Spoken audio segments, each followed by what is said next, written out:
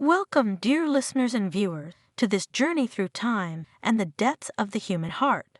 Prepare to meet Margaret, a young seamstress whose destiny would become intertwined with wealth and loneliness in an era where love needed to be sewn with the same delicate threads that mended her worn dresses.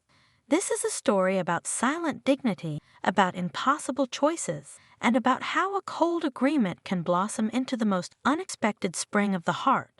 In 1881, in a modest boarding house lost between the oil derrick and forgotten valleys of Pennsylvania, an absurd proposal would forever change the life of a humble seamstress. A powerful man, marked by illness and solitude, would offer her everything she didn't have in exchange for the unthinkable. But sometimes fate weaves its finest lace in the very places where we least expect to find beauty. This story makes us reflect. How far would we go for love of those who depend on us? And can agreements born of necessity transform into true love? And you who accompanies me at this moment, where are you watching from? Leave your city in the comments. I want to know where the hearts that beat alongside this story come from. Don't forget to subscribe to the channel and leave your like. Your presence here feeds these narratives and helps me continue bringing stories that touch the soul. Year 1881. Location: Millfield, Pennsylvania. Dawn in Millfield always arrived with the smell of oil and coal smoke.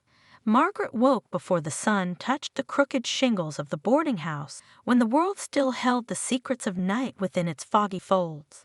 Her 22 years carried the serenity of someone who had learned early that life doesn't distribute its graces fairly, but also doesn't steal the dignity of those who know how to sew their own story with needle and thread. Her calloused and precise fingers moved over the fabric like someone praying a silent prayer. Each stitch was a promise of survival, each knot a small victory against the hunger that prowled the edges of her existence. The dress she was mending belonged to Mrs. Victoria Harrison from the big house up north and needed to be ready before Sunday. Margaret looked out the fogged window as she worked, watching the chickens scratch in the yard where cabbages and pumpkins also grew, planted by her own hands. From the back room, a hoarse cough broke the silence. Margaret dropped her sewing and walked barefoot across the packed earth floor.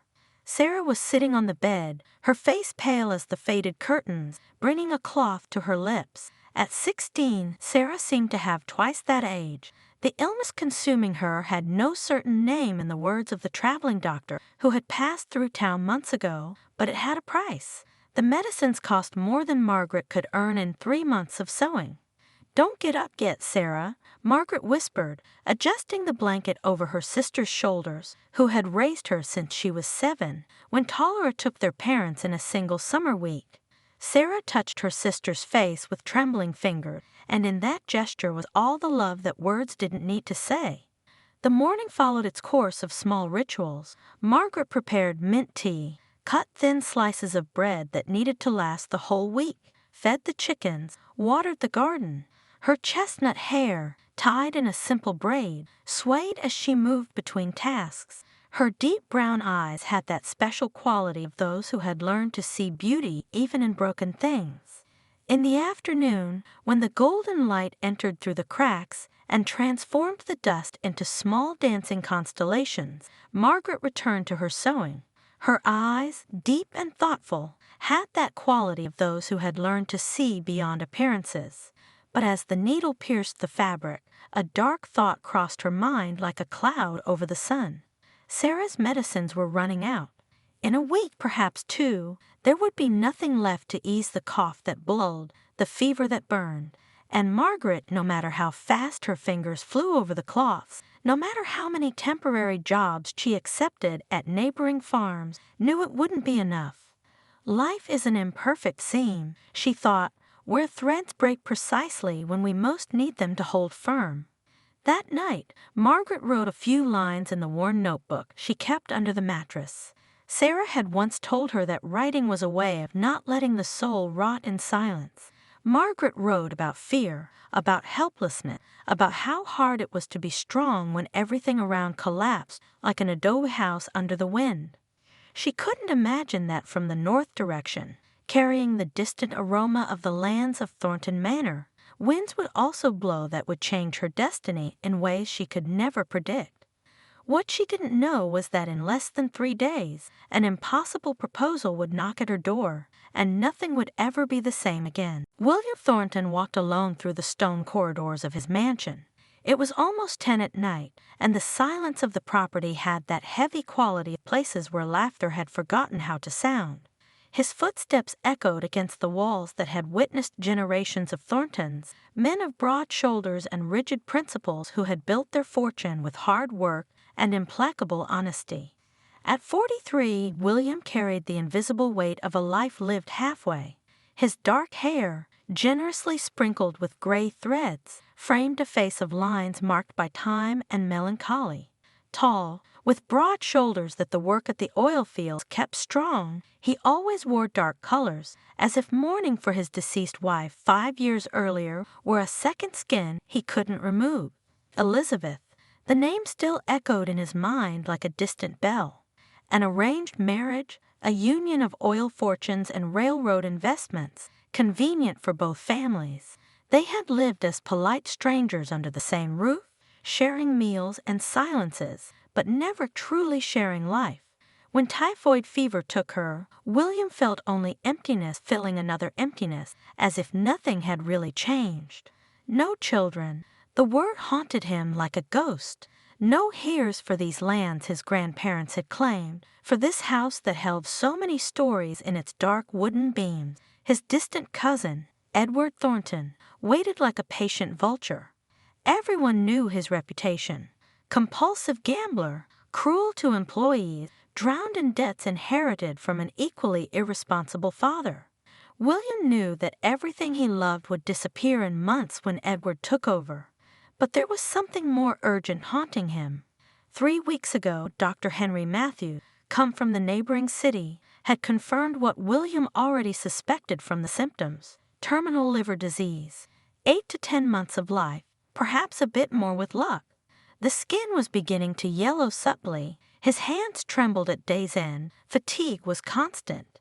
It was then that the idea was born, terrible and practical at the same time.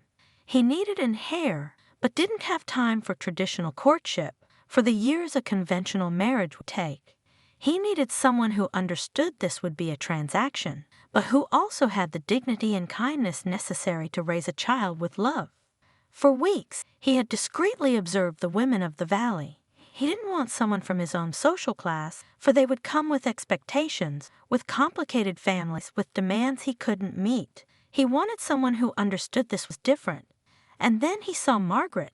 It had been in April, when he had temporarily hired her to help in the kitchen during the barn repairs. He observed how she worked silently and efficiently, how she treated the other employees with simple respect, how her eyes observed everything with quiet intelligence. One day he surprised her reading a paper that Mrs. Eleanor, the housekeeper, had left on the table. Margaret not only deciphered the words but understood them. A seamstress who could read, rare, precious. In the following days, he made discreet inquiries. He learned of the sick sister, of financial difficulties, of Margaret's unshakable honesty. He learned that she would never accept charity, but might accept an agreement if presented with clarity and justice. William returned to sit at the mahogany desk, picked up the pen, and embossed paper with the family crest. He wrote the letter with a firm hand despite the tremor beginning to settle in his fingers. It wasn't a time for doubts. Death was coming riding, and he needed to leave a legacy that wasn't the destruction of everything his family had built. He sealed the letter, called the trusted messenger. Take this to Miss Margaret Hayes's house at the entrance to Millfield and wait for a response. As the horse galloped through the night, William looked out again at the valley stretching under the silver moonlight. He knew what he was about to propose was extraordinary, perhaps cruel in its brutal honesty. But he also knew that sometimes life demanded we be practical, even when the heart desired to be just romantic. Life doesn't give us what we deserve, he thought. It gives us what it gives us, and it's up to us to decide what to do with it. And so, under the cold May moon, a letter crossed the distance between two worlds that should never touch, but that fate insisted on intertwining. The letter arrived on a late May morning, when dew still glistened on the leaves of Margaret's small garden. She heard the sound of hooves before seeing the horse. Her heart tightened, as always happened when something unexpected appeared on the predictable horizon of her days. The messenger was young, with the discreet uniform, but well cared for, of Thornton Manor employees. He handed her a cream-colored envelope, sealed with red wax where a T was engraved intertwined. Margaret held that object like someone holding a wounded bird, not knowing whether to caress it or release it to fly away. "Miss must give an answer by tomorrow at noon," said the polite messenger. "Mr. Thornton requests an audience if Miss accepts." When the horse left, Margaret sat at the kitchen table, her trembling hands as she opened the envelope. The handwriting was firm and elegant, the words chosen carefully. "Dear Miss Hayes, I respectfully request your presence at the manor tomorrow at noon for a conversation of particular and urgent nature. What I have to propose is unconventional, but I believe it may be of mutual interest given our respective circumstances. I am aware this is unusual, but time, unfortunately, is a luxury I no longer possess. Respectfully, William Thornton." Margaret read the letter 3 times, trying to decipher what could be so urgent. The night that followed was long. She tossed in bed, trying to imagine what the owner of the largest oil fortune in the region could want with her. Perhaps he wanted to order special embroidery, or maybe there was some problem with the work she had done months ago. But something in the formal tone of the letter suggested it was more than that. Sarah, sitting in the rocking chair by the window, watched her sister with still sharp eyes despite the illness. "What does the rich man want with you, child?" "I don't know, Sarah, but I'm going to find out." The night she spent was sleepless. Margaret turned over in bed, trying to imagine what could be so urgent that it couldn't wait. But deep in her heart, where truths hide that the mind doesn't yet want to face, she knew her life was about to change in ways she couldn't predict. The next day, Margaret wore her best dress, the navy blue one that Sarah had sewn for her 2 years before. She combed her hair carefully, securing it in a simple bun. When she looked at herself in the small cracked mirror on the wall, she saw what she always saw, an ordinary young woman with a delicate but unremarkable face, eyes that held more thoughts than they let show. The walk to the manor took 40 minutes. Margaret climbed the dirt road, watching how the landscape changed, becoming greener, more manicured. Thornton Manor appeared at the top of the hill like a stone ship anchored in a sea of cultivated fields. It was imposing without being ostentatious, solid like the mountains in the background. Mrs. Eleanor, the housekeeper with white hair tied in a severe bun, received her at the entrance. "Miss Margaret, Mr. Thornton awaits you in the study. This way." The corridor smelled of beeswax and old wood. Margaret followed the housekeeper, her simple shoes producing soft sounds on the floor. When they reached a dark oak door, Eleanor knocked lightly and opened. "Miss Margaret Hayes, sir." William Thornton was standing by the window, looking at the valley. When he turned, Margaret could see clearly what she had only intuited months before. He was ill. The skin had a subtly yellowish tone, deep dark circles showed profound fatigue, and there was a tremor almost imperceptible in his hands. But his gray eyes studied her with an intelligence that was still sharp. "Miss Hayes, thank you for coming," he said, his voice deep but gentle. He indicated a high-backed chair. "Please sit. What I'm going to say requires you to be comfortable." Margaret sat, her hands crossed in her lap, her heart beating like a trapped bird. William sat behind the desk, studied her for a moment with those gray eyes that seemed to weigh souls. "I'll be direct, for time doesn't allow me roundabouts," he began. "I'm dying. Terminal liver disease, according to Dr. Matthews. 8 to 10 months of life, according to the doctor, and I have no hairs." Margaret felt the air fail in her lungs but remained still, just listening. "My cousin Edward will inherit everything when I die. He's a corrupt man in debt who will destroy in months what my family built over generations. The workers of this property, the families who depend on these lands, all will suffer." He paused and then continued. So I come to make you a proposal that I understand perfectly will sound absurd and possibly offensive. But I ask that you hear me completely before judging. William stood, walked to the window again, as if what he was about to say was easier without looking directly at her. I would like you to marry me. I would like you to give me a son, a legitimate heir who can inherit these lands and protect them. In exchange, I guarantee complete financial security for life, a decent house on the property, and full medical care for your sister Sarah. After the birth of the heir, you will have total financial autonomy. When I die, you will be the child's guardian and administrator of all properties until he comes of age. He turned to look at her directly. I understand this is not a marriage in the traditional sense. It will be an honest agreement in its transactional nature, but it will be legal, registered, and will protect you and the child forever. I'm not asking for love. I'm asking for an honest arrangement between two desperate people for different reasons. Margaret felt as if the ground had disappeared under her feet. Her mind spun, trying to process words that seemed to come from a feverish dream. Marriage, son, agreement. The words danced in her head without finding a place to land. Why me? She managed to ask, her voice just a whisper. I observed many women in the valley in recent weeks. I was looking for someone with genuine kindness, honesty, ability to work hard, someone who could raise a child with love and not with the coldness of social obligations. He leaned slightly forward, and then I saw that you can read. That told me you're intelligent, that you can learn, that someday you could manage these lands when the boy is still too young. You're the right choice, Margaret, the only choice. She looked at her own hands, those calloused hands from work, and thought of Sarah each day paler, each cough deeper. She thought of the medicines running out. She thought of the impossible choices life placed before those who had nothing. I need time to think, Clara managed to articulate, feeling as if she were drowning in air. I understand perfectly. Take the time you need, William said, but then added, but I ask that you give me an answer in 1 week. Time, unfortunately, is something I don't have the luxury of wasting. Margaret stood, feeling her legs weak. She walked to the door, but stopped before leaving.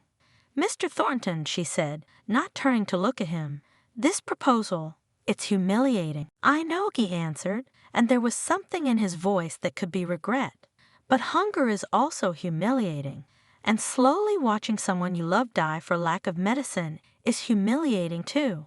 Life rarely gives us dignified choices, Miss Hayes. It only gives us the choices it gives us. Margaret left without responding. She walked back down the corridors that now seemed endless, crossed the main door, and began the descent down the hill. Only when she was far enough, when the manor was just a shadow on the horizon, did she allow tears to come.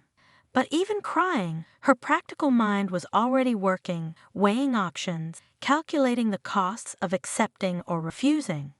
The 3 days that followed were agony for Margaret. She continued with her task, sewed the dresses, fed the chickens, prepared the meals, but her mind was a constant whirlwind of thoughts contradicting themselves violently. This is absurd, degrading, she thought while her fingers flew over the fabrics. He wants to use me as a rented womb. But then she looked at Sarah, each day more pale, each cough more profound, and thought, but this could save her. It could give her the treatment she needs, the best doctors, a life without pain. She hadn't told Sarah immediately about the proposal. How could she? How to explain that the owner of the largest fortune in the region had just offered to buy her womb for an heir? But on a third night, when Sarah had a violent crisis, Margaret knew the decision had already been made, even if her pride resisted admitting it. She was in the kitchen when she heard the sound of something falling in the back room. She ran and found Sarah on the floor, the cloth stained with fresh blood, her body shaking uncontrollably. Sarah's face was livid, her lips bluish, her eyes wide with terror. "Sarah, Sarah!" Margaret screamed, lifting her with difficulty, laying her back on the bed. Sarah's hands gripped hers with desperate strength, trying to breathe, but producing only suffocated sounds. For minutes that seemed like hours, Margaret held her sister, whispering prayers she didn't know if she believed in, begging any God who was listening not to take away the only family she had left. When the crisis finally passed and Sarah fell into exhausted sleep, Margaret went out into the cold night. She sat on the steps of the small adobe house, looking at the stars shining indifferent to human suffering. It was in that moment, with Sarah's blood still staining her hand, with the fear of death still burning in her chest, that Margaret made her decision. There was no luxury of dignity when the life of someone you love was at stake. There was no space for pride when the alternative was watching Sarah drown in her own blood, while she, Margaret, had in her hands the possibility of saving her. In the morning, Margaret wore again the navy blue dress. She combed her hair with care, looked at herself in the mirror, and saw what she always saw, an ordinary young woman who was about to make an extraordinary choice. Before leaving, she sat on the edge of Sarah's bed. "Sarah," she said softly, "I need to tell you something." She explained everything, the proposal, the agreement, the implications. Sarah, despite the weakness, listened with her eyes still sharp. "And you're going to accept?" Sarah said. It wasn't a question. "I think I have no choice." Sarah took her hand weakly. "There's always a choice, Margaret. The question is whether we can live with the consequences of our choices." She squeezed her sister's hand. "I can live with this choice. What I can't live with is watching you die knowing I could have saved you." The walk to the manor was made in a state almost of trance. When Mrs. Eleanor took her again to the study, William stood immediately. "Miss Margaret, I accept your proposal, Mr. Thornton," she said, her voice firm despite her accelerated heart. "But I have conditions." "Speak." "I want the best doctor available to examine my sister Sarah immediately. Not after the wedding immediately. I want her to live on the property close to me, where I can take care of her, and she can take care of me when the child is born. It will be done today. I want access to your books. I want to continue learning. I want to be able to read and study as much as I want." Something that could be a smile touched William's lips lightly. "The library is yours. All the books, whenever you want." Margaret breathed deeply for the last condition, the one that mattered most to her soul. "And I want you to know that I'm doing this for my sister, not for money. I'm not selling myself. I'm making a practical choice in an impossible situation." William nodded slowly. "I never thought you were selling yourself, Margaret. I thought, and still think, that you're a woman of extraordinary courage making an impossible decision. And I respect that more than you can imagine." Their eyes met for a long moment, two strangers about to become husband and wife in the strangest way possible. "Then we have an agreement," William said. He picked up a paper from the desk. "Here are all the terms detailed in writing. Take it. Show it to your sister if you wish. The wedding will be next week, discreet, only with the necessary witnesses." Margaret took the paper with hands that no longer trembled. She had made her choice. There was no going back now. "One more thing, Miss Margaret," William said as she was leaving. She stopped, turned. "Thank you," he said, and there was something in his gray eyes that could be relief or gratitude, or perhaps just profound sadness.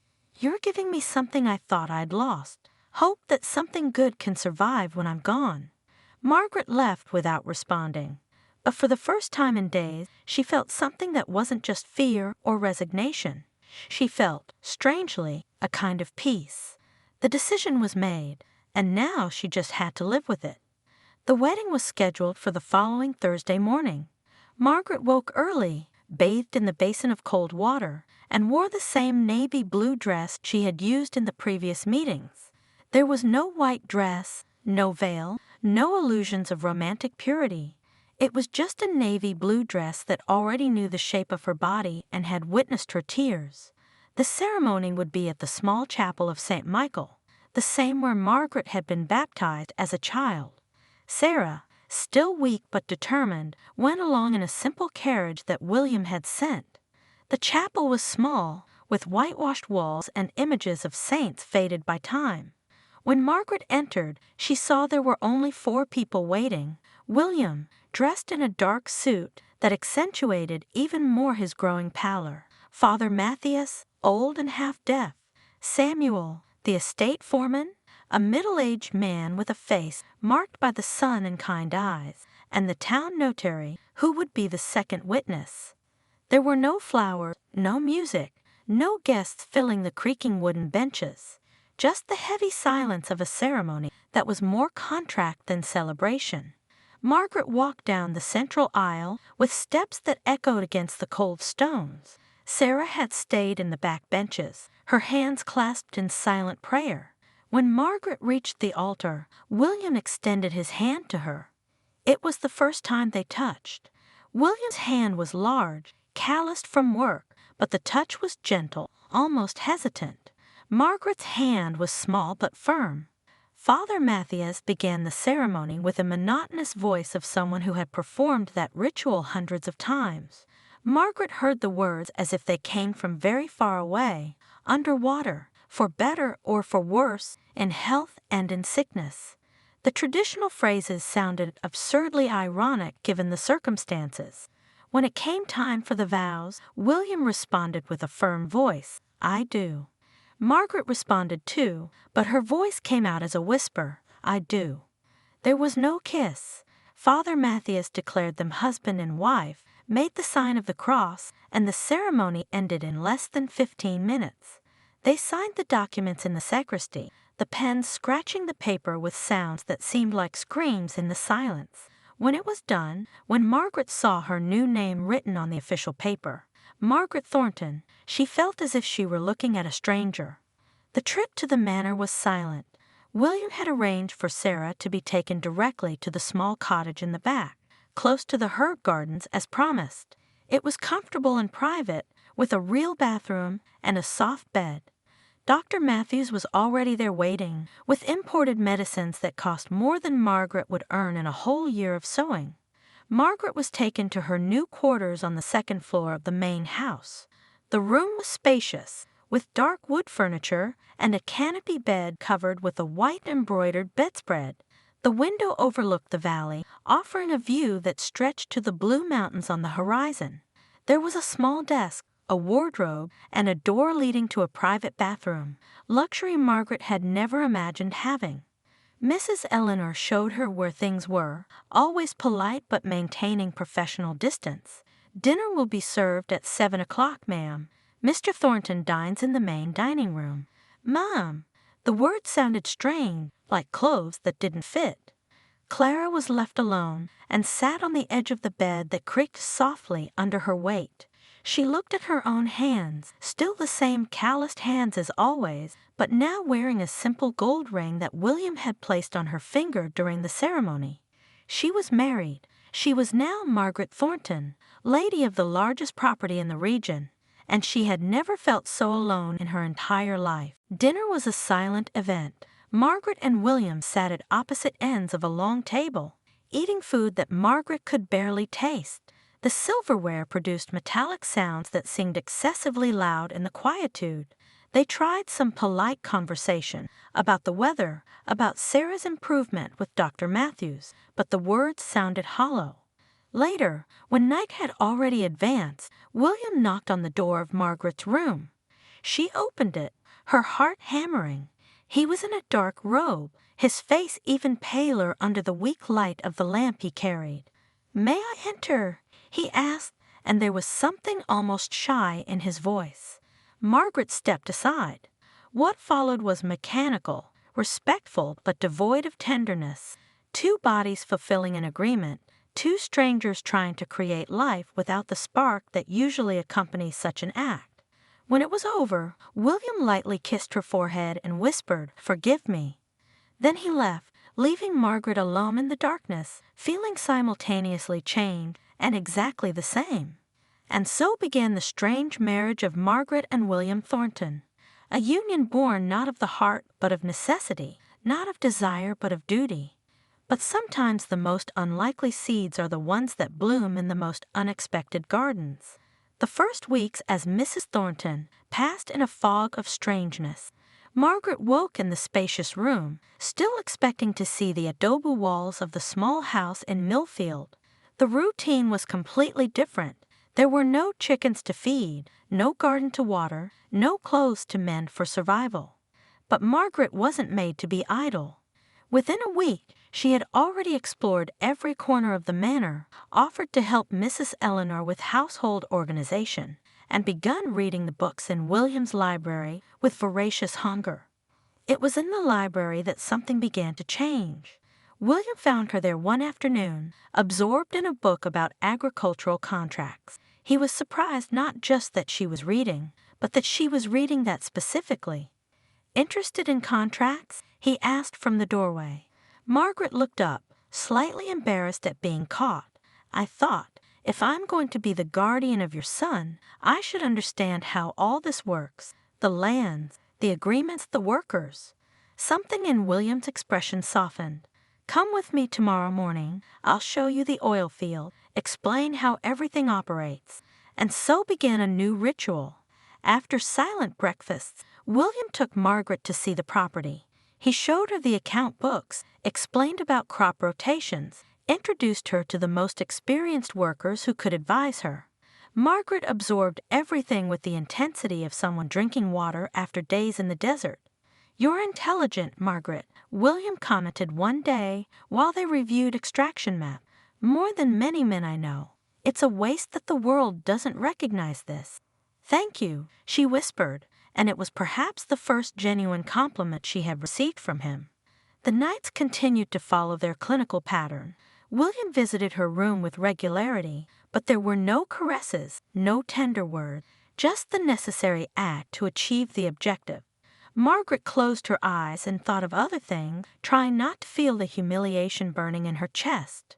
But during the days, something unexpected was growing. They began to talk, really talk. William told her about his first marriage with Elizabeth, about years lived like polite strangers. Margaret told him about her parents, about the cholera that took them, about raising Sarah almost as a mother despite being practically a child herself. One rainy afternoon, while they studied documents in the study, William suddenly said, I fell in love with you, Margaret. She almost dropped the papers she was holding. What? It wasn't supposed to happen. It was supposed to be just a practical arrangement, but then I saw you reading with that intense concentration. I saw you asking brilliant questions about crop rotations. I saw you being kind to the employees, even being technically the lady of the house, and I fell in love with who you are. Margaret felt tears burn in her eyes. William, You don't need to correspond, he interrupted gently. I know you accepted this for necessity, not by choice. I just needed you to know before there's no more time. He coughed, and Margaret saw fresh blood stain the handkerchief he brought to his lips. The illness was advancing, each day more visible. I don't know if it's love what I feel, Margaret said honestly. But I know I care. I know I respect who you are. I know I'm going to miss you. He took her hand, that large hand now trembling constantly. It's more than I deserve. That night, when William came to her room, something was different. He touched her face gently before turning off the lamp. And for the first time, Margaret didn't close her eyes trying to be somewhere else. She stayed present there with that dying man who had seen her when the whole world looked through her. 2 weeks later, Dr. Matthews confirmed what they already suspected. Margaret was pregnant. William, upon hearing the news, covered his face with his hands, and Margaret realized with shock that he was crying. Not sobs, just silent tears running between his fingers. Thank God, he whispered. Thank God. The months that followed were bittersweet. Margaret's belly grew as William weakened. He rarely left his room now, the pain too intense to hide. But he insisted that Margaret bring the account books, the maps, the contracts. He was literally teaching her to run an empire from his deathbed. When the boy is born, he said one afternoon, his voice weak, I want you to bring him to me, even if it's only for a few minutes. I need to see him. I need to know he's real. You'll see him, Margaret promised, though her heart ached knowing that promise might be all William had left. Sarah had recovered remarkably under Dr. Matthews' care. She helped Margaret through the pregnancy, brought her special teas, listened to her doubts and fears. One night, as they sat together in Sarah's cottage, Margaret confessed, "I think I love him, Sarah. William. I didn't want to, but I do." "I know," Sarah said softly. "I see it in how you look at him." Labor began on a cold January night, when a winter storm lashed the windows. It was long and difficult. Dr. Matthews, Mrs. Eleanor, and Sarah worked efficiently, preparing everything. Margaret fought against waves of pain that seemed like they would split her in two, biting a cloth so as not to scream.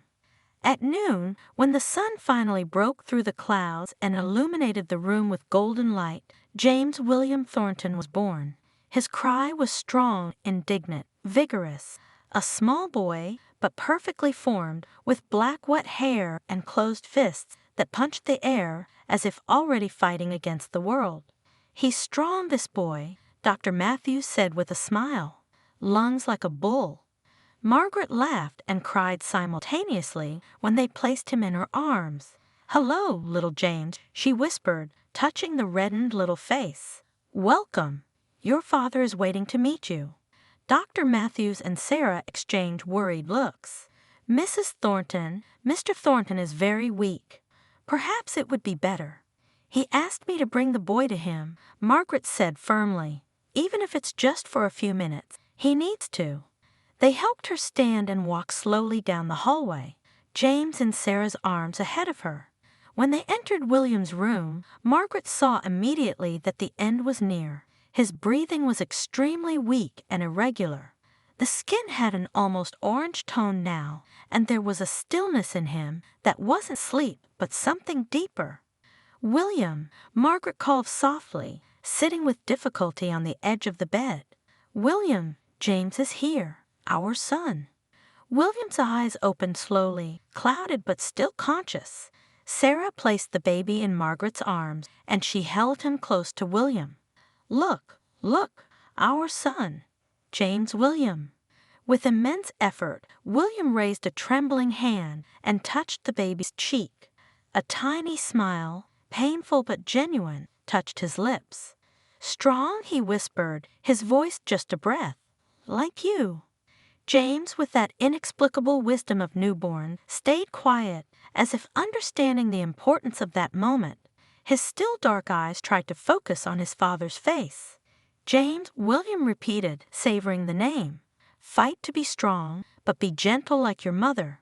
And someday, when you're old enough to understand, tell him," he coughed weakly, "tell him his father loved him before he was even born." "I'll tell him," Margaret promised, tears falling freely now. "I'll tell him everything. About you, about how you fought to protect these lands, about how you saw value in me when no one else did. He'll know who his father was." William's hand fell without strength. His eyes closed again. "I love you," he whispered, "both so precious." And then, as the sun illuminated the room and the newborn baby slept peacefully in his mother's arms, William Thornton took his last breath. There were no final screams, no dramatic struggle, just a man slipping away into silence, knowing he had left behind something good. Margaret held James against her chest, buried her face in the baby's soft hair, and cried. She cried for the man who had been essentially a stranger, but had become important too late, too fast. She cried for James, who would grow up without knowing the father who wanted him so much. She cried for the injustice of it all, but also holding her son, she felt something she didn't expect to feel: gratitude. William had given her not just security and knowledge, but also the opportunity to be more than a poor seamstress. He had given her a child. He had given her, in his strange and imperfect way, a kind of love. 5 years passed. Margaret was now 27, no longer the frightened young seamstress who had accepted an impossible proposal. She was Margaret Thornton, respected administrator of one of the most prosperous properties in Pennsylvania, known for her fair treatment of workers and innovative business decisions. James was a bright and curious 5-year-old, with his father's dark hair and his mother's thoughtful eyes. He loved the oil field, the workers, and especially the books in the library his mother read to him every night. One spring afternoon, Margaret and James climbed the hill to the small family cemetery. They brought white flowers to the simple but well-kept grave. William Thornton, 1838 to 1882. Just man, faithful guardian of these lands, beloved father. Tell me about Papa again, James asked, as he always did during these visits. Margaret sat on the grass, James on her lap, and told the story. But this time she told it differently. She didn't hide the strangeness of the beginning, but emphasized what was true. Your father was a man who fought to protect what he loved. He saw value in people that the world ignored. He taught me that dignity isn't where we're born, but how we choose to live. And he loved you, James, before you were even born. James was quiet, processing, then said, Mama, did you love Papa? Margaret thought carefully before answering, Yes, my love, in a strange and imperfect way, but yes, I loved him, and he loved us both. That night, after putting James to bed, Margaret sat at the desk that had been William's and opened her current journal, the 16th volume of meticulous records of the property's life. She began to write. Today James asked if I loved his father, and I realized something I already knew but never verbalized. Yes, I loved. Not the passionate love of romantic stories, but something deeper. A love built brick by brick, conversation by conversation, mutual respect by mutual respect. William gave me more than I could have imagined, not just this property or financial security, but also confidence in my own capacity. He showed me I could be more than circumstance determined. This strange beginning, a cold agreement between two desperate people, transformed into something I never expected, a family. Imperfect, yes, brief, tragically so, but real. And now, looking at James sleeping in the next room, knowing these lands prosper under my administration, knowing the workers are treated fairly, knowing William's legacy is not destruction but growth, I finally understand what he was trying to do. He wasn't buying an heir, he was planting hope, and that seed, watered with tears and sacrifice, bloomed into something beautiful. Margaret closed the journal, walked to the window. The valley stretched under the starlight, the same stars that shone indifferent to human suffering, but also witnessed small victories, improbable loves, impossible transformations. And she smiled, knowing that tomorrow would bring new challenges, but also knowing she was ready for them. Because Margaret Hayes, the seamstress who barely could buy medicines for her sister, had become Margaret Thornton, the woman who learned that the strongest love isn't always the one that starts with passion, but the one that's built with respect, courage, and the simple choice to see the good in another person. And that's the end of our story. If it touched your heart, please like and subscribe for more tales from the past. Rate this story from 0 to 10 in the comments and tell me, where are you watching from? Until next time.